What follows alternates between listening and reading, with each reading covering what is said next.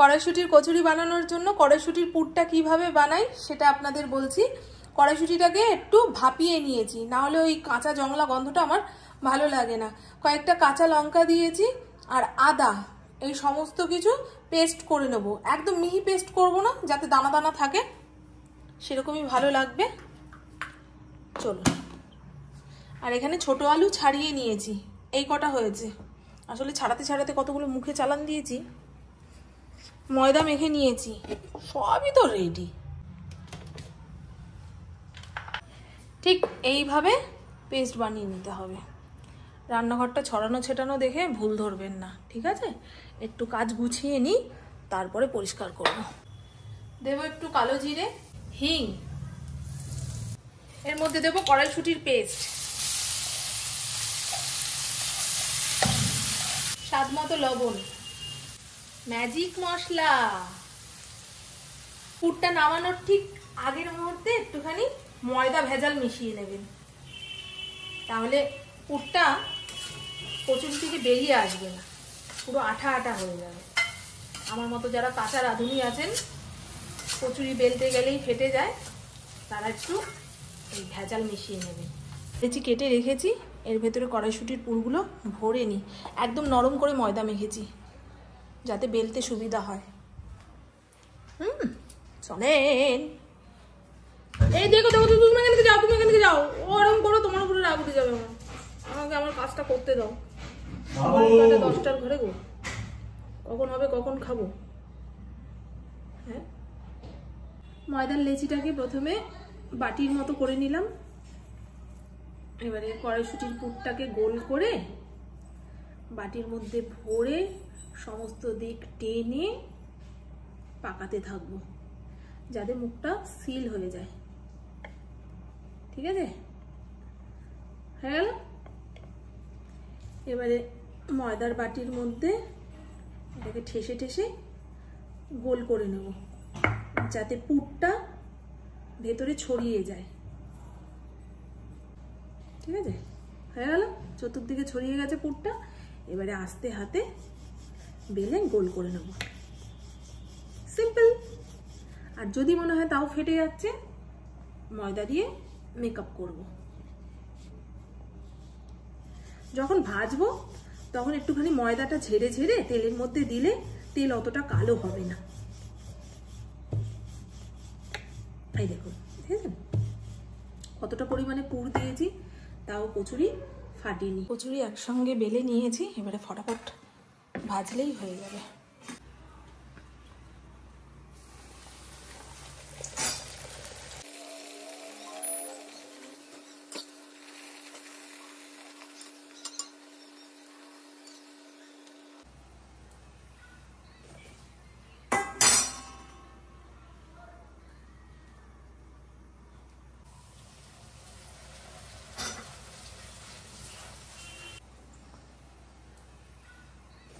চিমনিটা জ্বালাতে ভুলে গেছি, ঘর দুয়ার ধোঁয়া ধোঁয়া হয়ে গেল।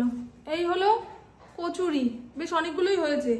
যে কটা খেতে পারবো খাবো, আর না হলে ফ্রিজে রেখে দেবো, কাল মাইক্রোওভেনে গরম করে খেয়ে নেওয়া যাবে।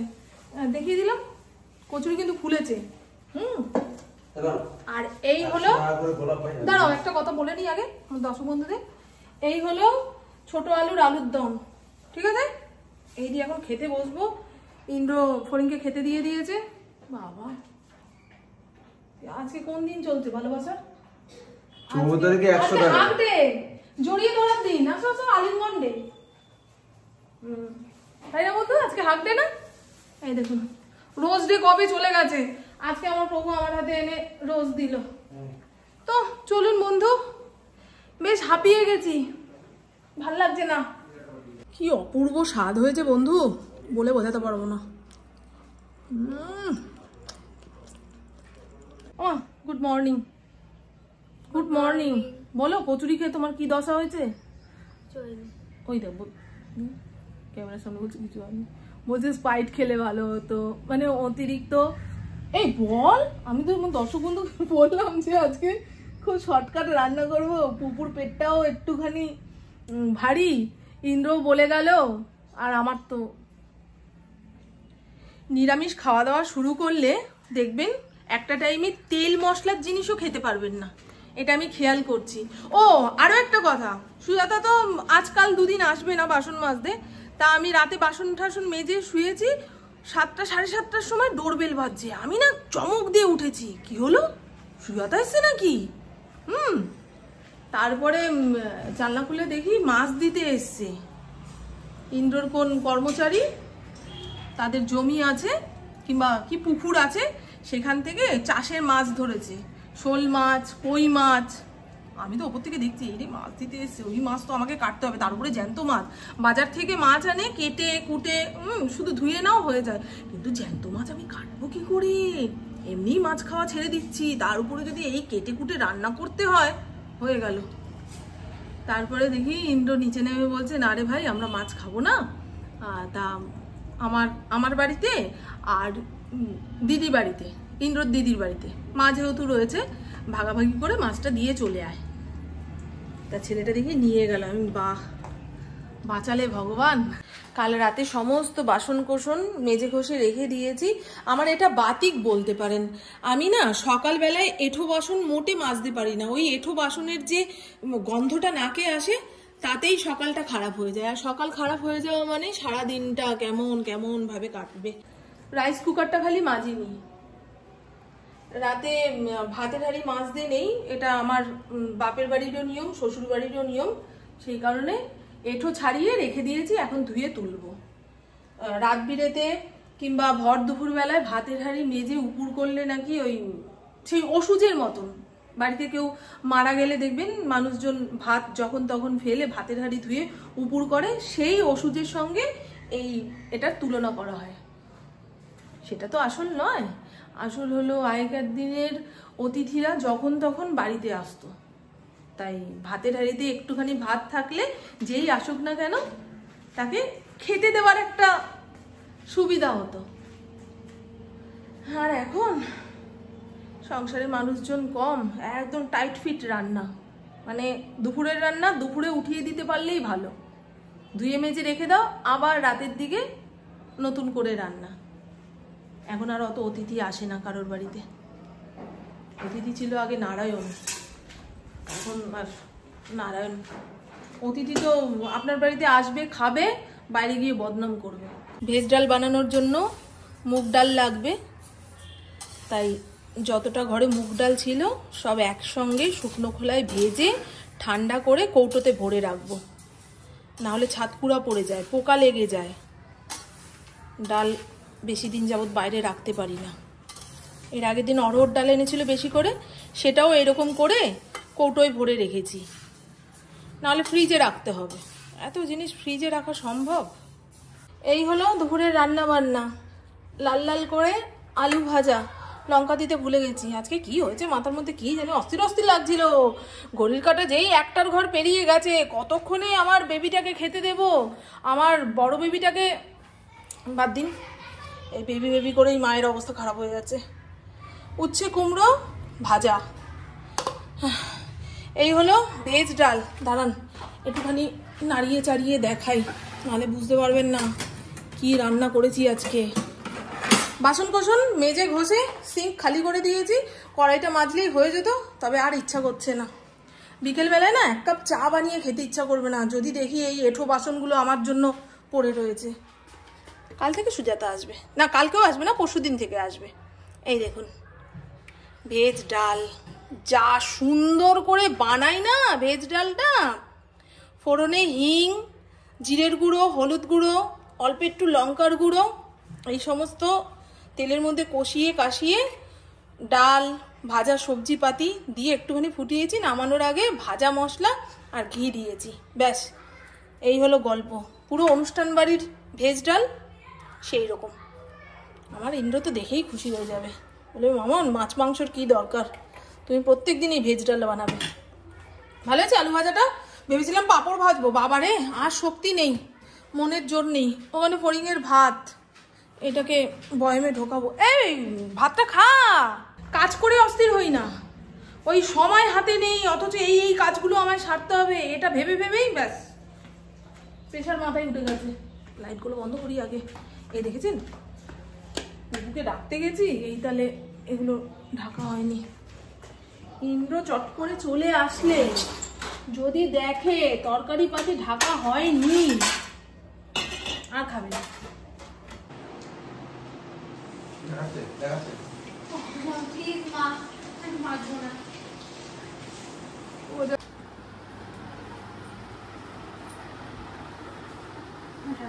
টাটা বাবা, টাটা। পুবু এখন ওর বন্ধুদের সঙ্গে চা খেতে বেরোলো। যাচ্ছি সমাধির বাড়িতে। ওদের পাড়ায় যে ব্রহ্মা পুজোর মেলা বসেছে, কালকেও গেছিলাম। পুবুর জন্য 2টো ক্লিপ এনেছি, একখানা ফোন রাখার স্ট্যান্ড এনেছি। আজকেও যাচ্ছি। 3 দিন মেলা থাকবে, আজ আর কাল। দেখি, কালকে এত ভিড়, কোনো কিছু দেখতে পাচ্ছিলাম না। কিনবো কি? আজকে পারলে সস্তায় 2টো কাপ কিনবো। রাতে রান্নাবান্নার ঝামেলা নেই। রাতের খাবারের চিন্তা করতে না হলে দেখবেন বিকেলের পরে একটু এদিক ওদিক বেরোনো যায়। আর যেন কি বলতে যাচ্ছিলাম, ও শ্যাম্পু করলাম। ভেবেছিলাম ওপরের ঘরের বাথরুমটা কালকে পরিষ্কার করে নিয়ে শ্যাম্পু করবো। মা দুপুরবেলায় শুয়েছি, মাথার যন্ত্রণায় ছিঁড়ে পড়ছে। তো বুবুকে বললাম, আমি এখন কি মাথায় শ্যাম্পু করে আসবো না ঠান্ডা লেগে যাবে রে? বলে যাও করে আসো। করে আসলাম, এখন ঝরঝরে লাগছে। এই আসছে গরমকাল। গরমকাল কি সারা বছরই ওই একদিন অন্তর একদিন শ্যাম্পু না করলে মাথার ভেতরে যে ময়লা বসে থাকে তাতে যন্ত্রণা শুরু হয়ে যায়। চলুন, হ্যাঁ, আর বেশি ঘরে দাঁড়িয়ে বক বক নয়। ফরিং টান টান হয়ে শুয়ে রয়েছে। কি? ও 35 টাকা। এই ভালো কিনেছো তো গো, দেখো এই দারুণ কিনেছো তো। 35 টাকা। উমা সব ভেঙে আছে আগের গুলো। সাবাস, এই তো এটার মধ্যে বসবে। হ্যাঁ হ্যাঁ, সুন্দর হয়েছে। 35 টাকায় এখন আবার স্টিলের জিনিস পাওয়া যায়, ভারীও তো আছে। ভালো জিতেছো গো। এই আমি ভুল বলছি মামু। তাই বলো? এই আমি খুব ভুল বলেছি গো, সরি গো। হতেই পারে না। হ্যাঁ সরি সরি। কত? 120 টাকা। 120 টাকা। আর তুমি 100 টাকা বললেও আমি ভাবতাম না ঠিক আছে। 120 টাকা। শোনো, হ্যাঁ আমি খুব ভুল বলেছি। সুচিত্রা সেন ব্যাগ নিতে ভুলে গেছিলেন, আবার তালা খুলে ব্যাগ নিয়ে এখন বেরোচ্ছে। মেলা থেকে এত এত জিনিস কিনবে, ব্যাগটা ভুলে গেলে কি হতো? হ্যাঁ বাবা, সস্তার মাল বস্তা ভরে আনতে যাচ্ছি আমরা।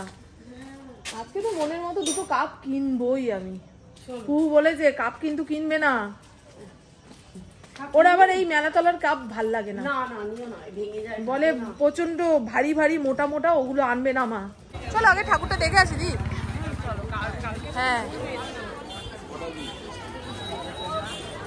আজকেও তো ভিড় আছে, দেখো আজকেও ভিড়। এত ভিড়ের মধ্যে ঠাকুর দেখে শান্তি পাই না।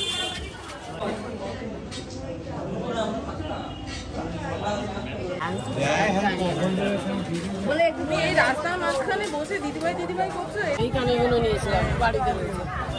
এইগুলো নিয়েছিলাম, এই আংটি নিয়েছিলাম। এই কাপ কত করে? 20 টাকা। আগে যখন নতুন নতুন কাপড়ের ফুল উঠেছিল তখন মনে হতো কিনি কিনি কিনি, আর এখন সবাই ব্যবহার করে তো মনে হয় ধুলো।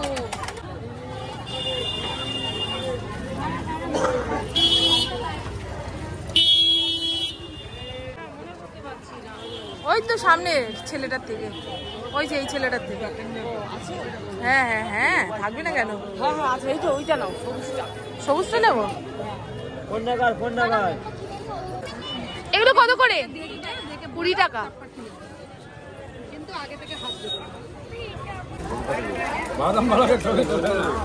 আগে ঝুলন করতাম, এই স্টিমার গুলো রথের মেলা থেকে কিনতাম। যেটা পছন্দ করবে সেটাই 150 টাকা। ফেলে ঝুলিয়ে বিক্রি হচ্ছে। এই পুতুল কিন্তু খুব বিক্রি হচ্ছে গো, সবার হাতে এই একটা করে পুতুল দেখছি। কি ভালো লাগছে।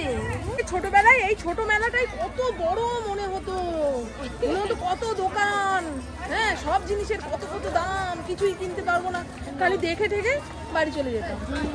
ছোটবেলায় দেখবে সবকিছুই যেন কেমন বড় বড় লাগে, আর যত তুমি বড় হবে সব ওই জিনিসগুলোই ছোট মনে হবে। ওই মাথায় বাঁধার, জানো তো, হেয়ার অ্যাক্সেসরিজ। ক্যাপসিকাম আলু দিয়ে তরকারি বানিয়ে খেয়ে দেখবি, ভাল লাগে। হ্যাঁ, আমার ক্যাপসিকামের গন্ধটা খুব ভাল লাগে ভাই। চাউমিনে দাও কিংবা রাইসে দাও, যাতে দাও, আমার তাতেই ভালো লাগে। কুকুর আবার নাকি ঢেকুর ওঠে, পছন্দ করে কিন্তু খেলেই নাকি ঢেকুর ওঠে। একটা জিনিস খেলে ঢেকুর উঠবে না কি গো? দারুণ লাগে, দারুণ লাগে। দেখো দেখো, দেখ দেখ পুপু, দেখ পুপু তো রাস্তা দিয়ে কুকুর খেতে এসছে।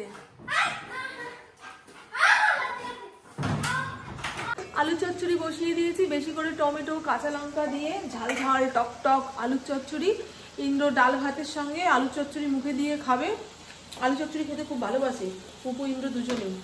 আর গতকালকের কচুরি মাইক্রোওভেনে গরম করব, টাটকা হয়ে যাবে, এর সঙ্গেও আলু চচ্চড়ি ভালো মানাবে। আর গত কয়েক বৃহস্পতিবার ধরে দেখছি দুপুরের পরে আমার শরীরে এত ক্লান্তি ভাব চলে আসছে, কয়েক বৃহস্পতিবার আমি ভিডিও আপলোড করতে পারিনি। খেয়ে দিয়ে যে সেই শুচ্ছি, আমার আর মনে হচ্ছে না উঠে এদিক থেকে ওদিকে যাই। আর দেখুন না, ভাবতে পারিনি আজকে এতটা হাঁটবো। হাতে সময় ছিল, তা দিদিকে বললাম চলো না এদিকটা ঘুরে ঘুরে তারপরে বাড়ি যাই। হিলতলা জুতোটা পরে গেছি, ঠ্যাঙের অবস্থা পুরো খারাপ। হাঁটতে গেলে কি মানে 10 কদম হাঁটলেই মনে হয় একটুখানি ফ্ল্যাট চটি, নরম চটি পরলে পায়ের আরাম, কোমরের আরাম, সেটা তো আজকে হয়নি। পুজো আসলে একটা ভালো জুতো কিনতে হবে গো। তো চলুন বন্ধু, আমার বকবক আজকের মতন এইটুকুই। আপনারা সবাই খুব খুব খুব ভালো থাকবেন, নিজের শরীরে খেয়াল রাখবেন, সুস্থ থাকবেন, আর অল টাইম স্মাইল করতে হবে। টাটা, খুব ভালো থাকবেন। চোখ জুড়ে ঘুম, কতক্ষণে সবাইকে খাইয়ে দাইয়ে বাসন কোসন মেজে আমি বিছানায় বডি ফেলবো সেই চিন্তা করছি। ভাল লাগছে না গো। বৃহস্পতিবার দিন আমি এত ক্লান্ত হয়ে যাচ্ছি, তার কারণ ঠাকুর ঘর মোছামুছি রয়েছে, সিঁড়ি মুছতে হয়, নিচের ঘর মুছতে হয়, ঠাকুর ঘরের বাথরুমটা পরিষ্কার করতে হয়, একসঙ্গে এক্সট্রা এতগুলো কাজ পড়ে যায়, তো তাতেই যেন আমি অস্থির হয়ে যাই। 5খানা খালি বোতল রয়েছে, এগুলো আমি ভরবো না, ইন্দ্রকে বলবো ভরো, আমার ভালো লাগছে না। প্রভু, 5খানা খালি বোতল আছে, একটু ভরে দাও না সোনা। মাছের খাওয়ার এখন খুঁজতে হবে। আরে তুমি তো আসলে ওই দিক দিয়ে, বলো নিয়ে আসতে পারতে না? বইয়ের জন্য ফেলি মোদকের মিষ্টি এনেছো, মাছেদের জন্য একটু খাবার আনতে পারলে না ইন্দ্র? বউ তোমার এত আগে হলো বলে জীবের থেকেও।